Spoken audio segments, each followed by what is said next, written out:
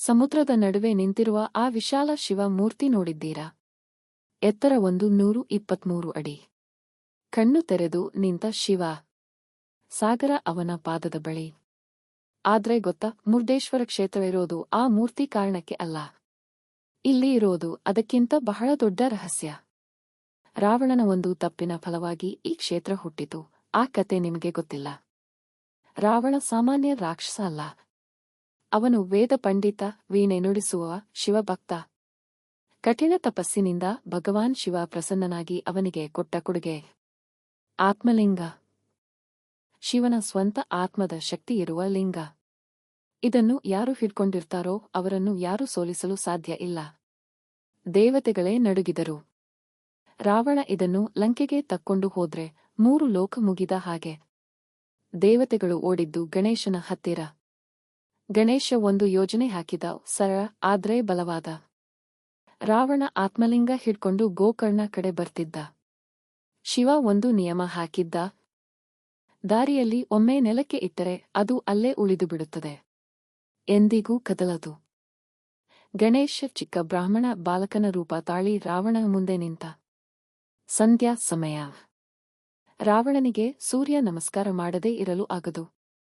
ರಾವಣ, ಎಲೈ ಬಾಲಕ, ಒಂದು ಕ್ಷಣ ಇದನ್ನು ಹಿಡ್ಕೋ. ಬಾಲಕ, ಸರಿ. ಆದ್ರೆ ನಾನು ಚಿಕ್ಕ ಮಗು, ತಡ ಮಾಡಿದ್ರೆ 3 ಸಲ ಕೂಗ್ತೀನಿ.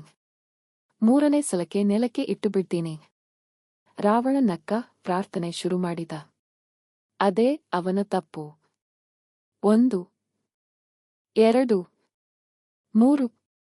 ಆತ್ಮಲಿಂಗ ಗೋಕರ್ಣದ ನೆಲಕ್ಕೆ ತಾಕಿ ಭೂಮಿಯಲ್ಲಿ ಅಂಟಿಕೊಂಡಿತು. ರಾವಣ ಕ್ರೋಧದಿಂದ ಅದನ್ನು ಎಳೆದ, ಕಿತ್ತ, ಚೂರು ಚೂರಾಗಿ ಎಸೆದ. ಆ ಕ್ಷಣದಲ್ಲಿ ಒಂದು ಭಾಗ ಸಮುದ್ರದಾಚೆ ಹಾರಿ ಬಂತು. ಅದು ಬಿದ್ದ ಜಾಗ ಇಂದಿನ ಮುರುಡೇಶ್ವರ. ಅದು ಕೇವಲ ಒಂದು ಕಲ್ಲಿನ ತುಂಡು ಅಲ್ಲ.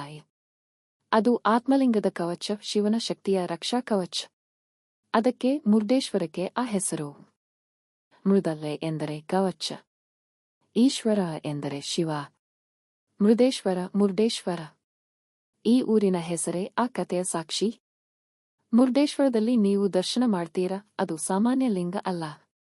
ಅದು ಶಿವನ ಆತ್ಮಶಕ್ತಿಯ ಕವಚ. ರಾವಣ ಹಿಡಿದ ಕೈಯಿಂದ ಸ್ಪರ್ಶಿಸಿದ ಶಕ್ತಿ. ಗೋಕರ್ಣದಲ್ಲಿ ಮೂಲ ಆತ್ಮಲಿಂಗ ಇದ್ದರೆ, ಮುರುಡೇಶ್ವರದಲ್ಲಿ ಅದರ ಕವಚ ಅಷ್ಟೇ ಶಕ್ತಿಶಾಲಿ, ಅಷ್ಟೇ ಪವಿತ್ರ. 123 ಅಡಿಯ ಆ ಶಿವ ಮೂರ್ತಿ ಸಮುದ್ರ ನೋಡ್ತಾ ನಿಂತಿದ್ದಾನೆ.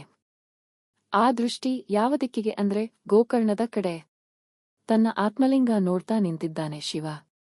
ಇಂತಹ ಕಥೆಗಳು ಇಷ್ಟ ಆದ್ರೆ ನಮ್ಮ ಡಿವೈನ್ ಯಾತ್ರಾ ಚಾನೆಲ್ ಸಬ್ಸ್ಕ್ರೈಬ್ ಮಾಡಿ, ಬೆಲ್ ಐಕಾನ್ ಕ್ಲಿಕ್ ಮಾಡಿ. ಮುಂದಿನ ವಿಡಿಯೋದಲ್ಲಿ ಕರ್ನಾಟಕದ ಇನ್ನೊಂದು ಅದ್ಭುತ ರಹಸ್ಯ ಕಾಯ್ತಿದೆ.